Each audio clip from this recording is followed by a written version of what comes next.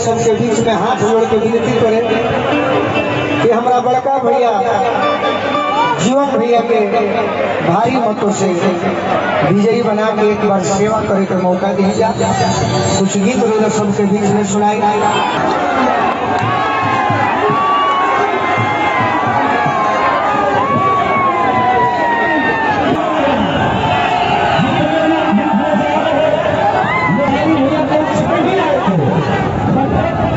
करते हुए जीवन यादव जी अपना नामांकन के लिए अंदर आ चुके हैं। सिवान की जनता को क्या कहना चाहते हैं? कितना भी अपील करेंगे, सिवान के बदलाव का आगाज है। जैसे एक बार सिवान के नगर परिषद की जनता ने मुझ पर विश्वास किया, तो मैंने वादा किया था, संकल्प लिया था कि मैं सिवान को गोरखपुर की नगर परिषद को गोरखपुर की तरह बनाऊंगा, जो मैंने बना के एग्जाम्पल दे दिया है। अब मुझे एक मौका दीजिए, मैं सिवान को गोरखपुर बनाऊंगा, आदित्यनाथ जोगी की तरह काम करके दिखाऊंगा, सिवान भय मुक्त और भ्रष्टाचार मुक्त बनाऊंगा। उसी की सिमिलर मैं सिवान को गोरखपुर की तरह बनाऊंगा। पूरा सिवान भगवा भगवा हो गया था, क्या कहना चाहते हैं?